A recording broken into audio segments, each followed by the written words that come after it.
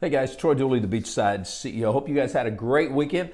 Listen, we're going to do a quick Tranzact Card update. I want to do something here. I've not done anything publicly. We've done a lot of due diligence on the underneath side, private. I've answered a lot of questions privately. It's just the first time it's ever come to a situation where I thought, man, we need to put a little bit of common sense into some of the narrative that I'm starting to see come across, both from inside and outside critics, and just to give some points of reference, some things to think about for those people that are in Tranzact Card, but also those people who are just on the outside looking in, wondering about it. I think that's good. Before I do that, though, I want a quick reminder. We are in the fourth quarter of 2023. If you guys are Main Street entrepreneurs, now is the time to start looking at where you've been for the year 2023.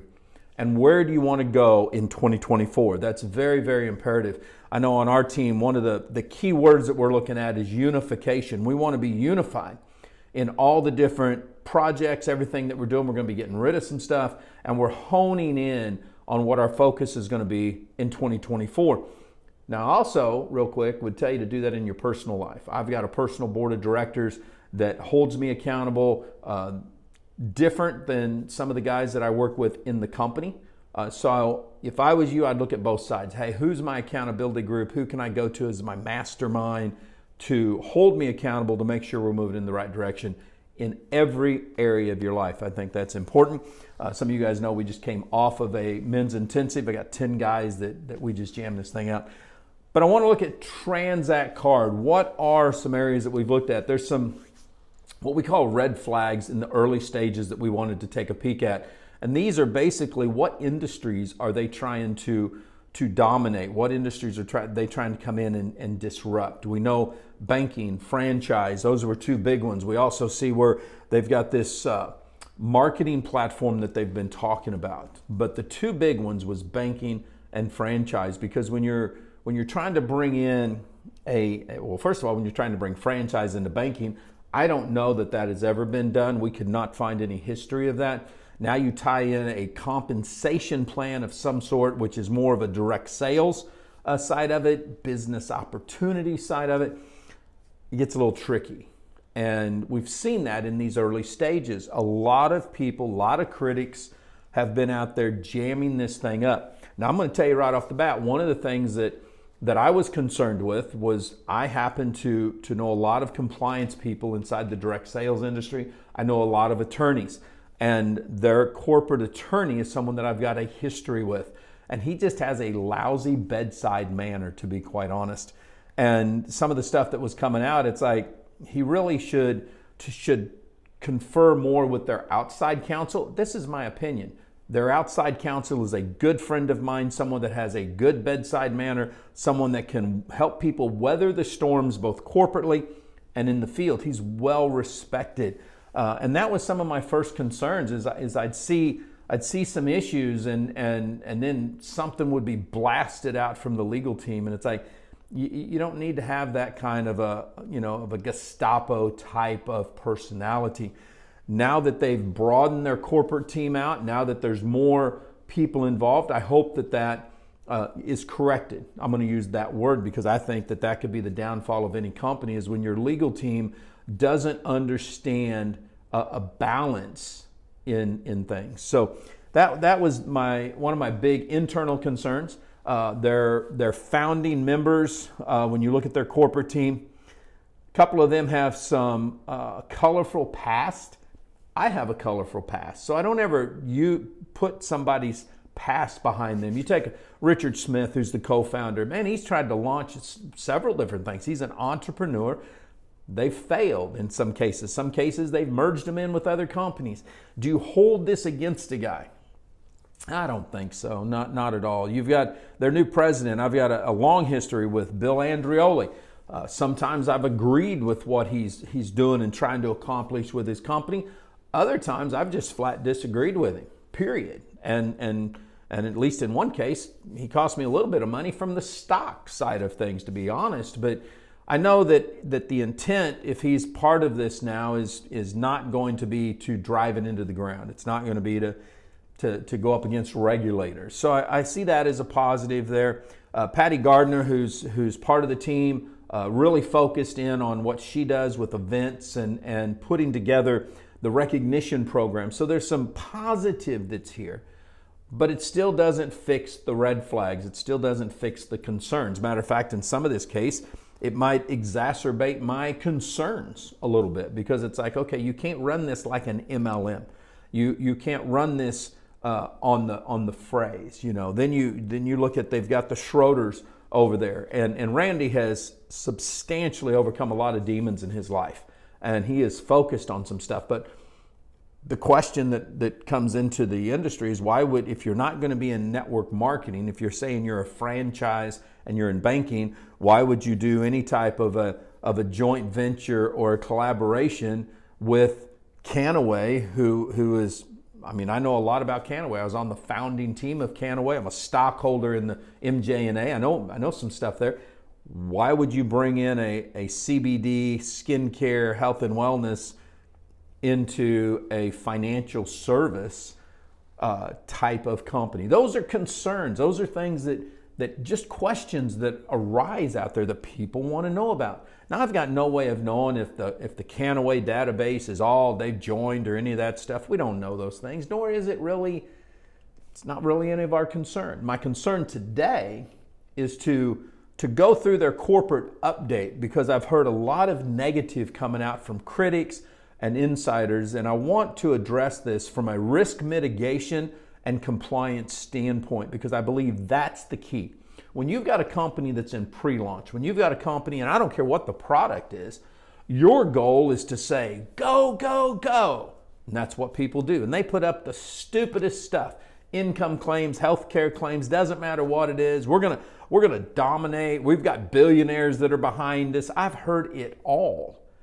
And that can get your butt in trouble. Now, let's fast forward a little bit. You're shifting partners.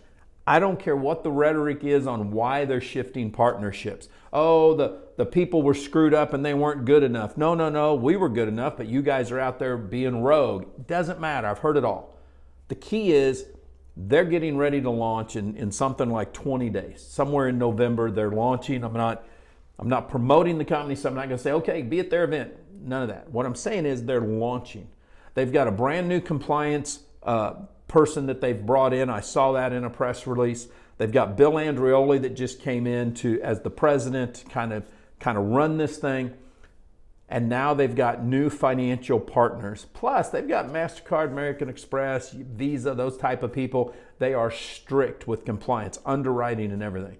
So here's what the corporate update is. And this is what caused all kinds of rhetoric to fly last week, which I'm just shaking my head thinking, man, you can't have it both ways. Critics get all in a tizzy because network marketers are out there running rogue on everything, making claims. And then when a company comes out and says, look, we've got a compliance team. It all has to come from in-house. It all has to be approved by our partners. You need to go delete anything that's out there, because if you don't, basically we're going to come after you is what it is. And rightfully so. They're going to write them up. They're going to have an intake log. They're going to do all this because partners and regulators, that's what they want to see. And especially when we look at the Neora case, the old Merriam that just came out, that was what the judge looked at. He said, look, man, Merriam actually had a really good track record of holding people accountable. Well, that's what's going to be the new precedent, I guarantee, as we move forward there. So let's look here. I'm going to go off of their website. We'll put this in the comments so you guys can actually see what's going on. Bill Andreoli was the first one to speak. He just basically says, hey, I'm excited about the event that we just came out of. Congratulates and kudos for another amazing week of growth. That's where that's at. Pat Gardner, VP of Events and Recognition, all excited about what's coming up. They've got a few seats left. She talks about something about their Z Club. Don't know what that is. Still have some rooms available for their event, but the deadline is October 26th, period, from there. But what I want to get into is Peter Rancie, co-founder, critical immediate compliance instructions. This is what's important, and this is what got people all freaked out. He was very clear. Tranzact Card is heavily regulated environment. Absolutely correct. You've got MLM, you got franchising, you got banking. And then you've got the FTC that covers everything else. They've organized their structure around regulation. I like that. We're in the banking space, which is heavily regulated. We're in direct sales, which is heavily regulated. And we're moving towards franchise, which is heavily regulated. I really like they need a hashtag. It says Tranzact Card, heavily regulated. That's what they need right there. But here's where we're going. We're a heavily regulated space and we have to pay attention. Now, with 3 weeks until launch, there are a few things that we need you to address. And this is where critics went nuts with this. This is where some insiders went nuts. And this is where somebody who deals with risk mitigation, regulatory affairs, and compliance, my hat's off to them, because communication, if you want to build trust-inspired communication, you've got to make sure you're doing things right at the top. Otherwise, by the time it gets to the field, they're going to blow smoke up everybody's butt because corporate is. So that's the given.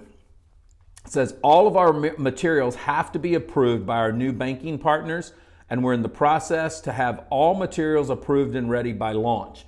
That means everything that the company does is going to be approved. I like that.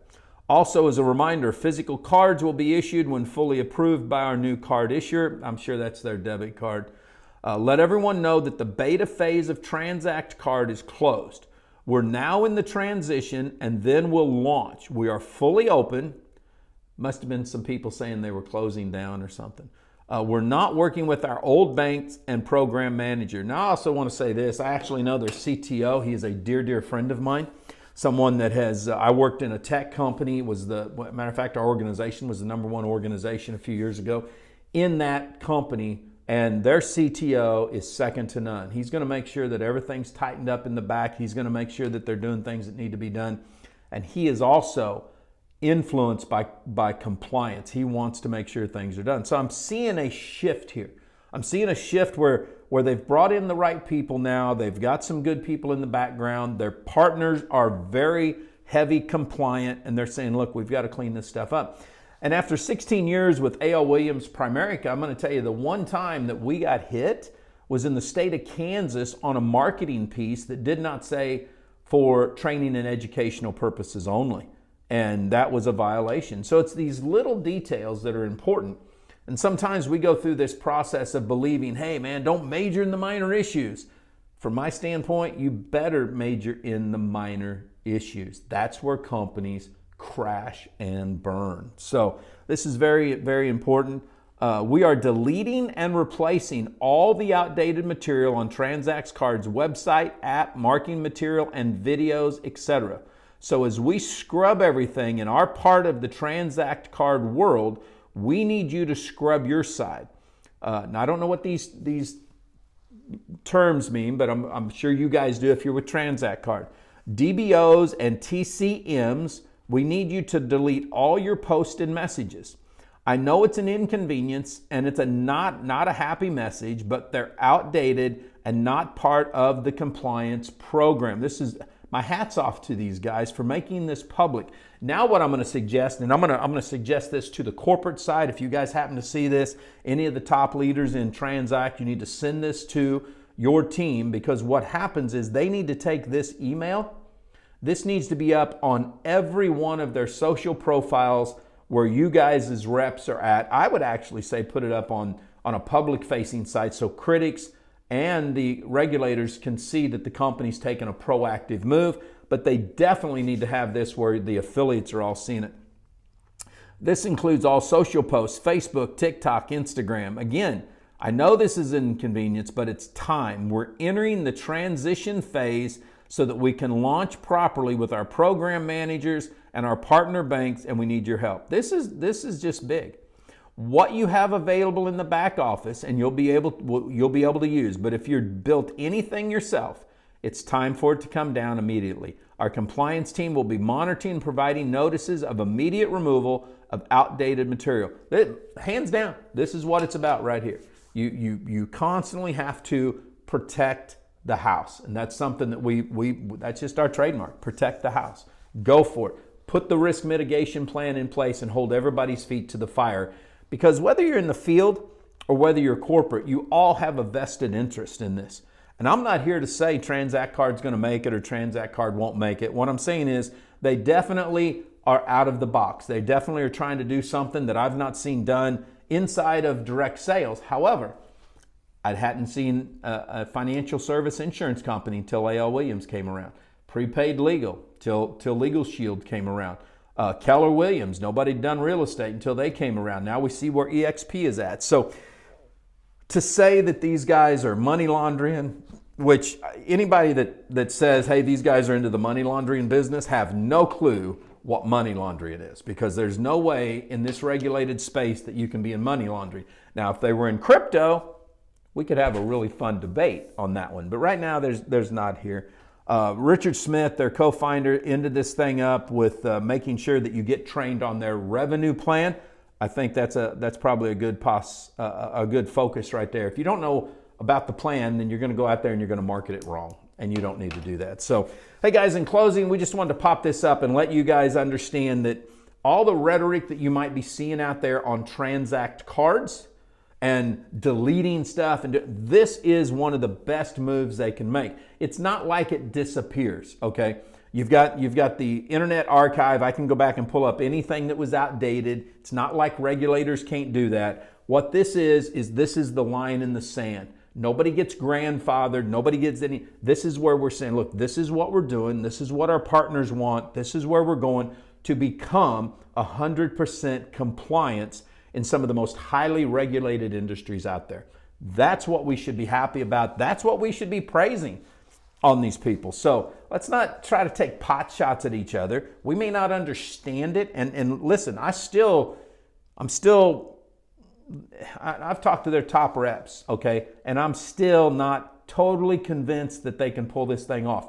And that's not being critical as in, That's saying this is a feat. This is something I have never seen transpire before with this many highly regulated industries. And we've not seen it done in outside of direct sales. Nobody's franchised a bank with people buying franchises. It is so highly regulated, the background checks and everything else that have to take place, that I'm curious to see how this is. This is a story we want to continue to cover. So live life like it's an epic adventure. Stay dangerous, stay strong. And if you're a home-based business entrepreneur, act like it.